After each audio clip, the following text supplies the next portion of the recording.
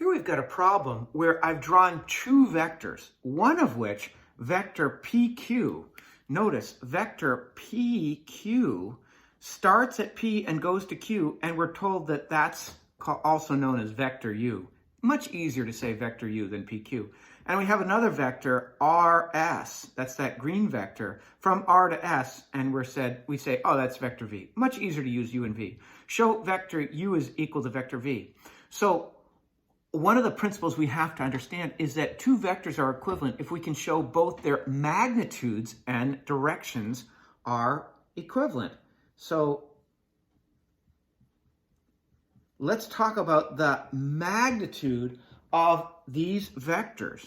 Well, if we draw right triangles here and here, I've drawn my right triangle. I love standard position because if I go from 0, 0 over 3, 2, I know I'm going over 3 and up 2.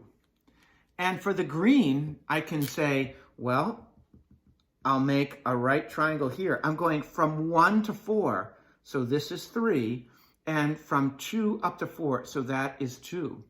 So I can say the magnitude of U will be, I'm using the Pythagorean theorem, 3 squared plus 2 squared square root, which will give me the square root of 13. And for vector V, you can see, since the numbers are the same, it's going to work out.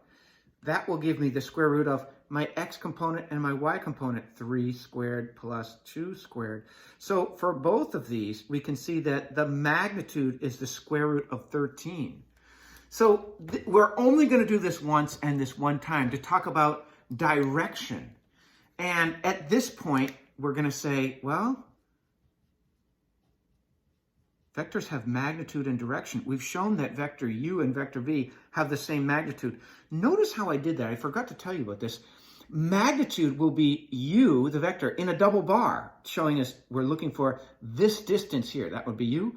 And what is V? This distance here, the magnitude, is going to be V in a double bar.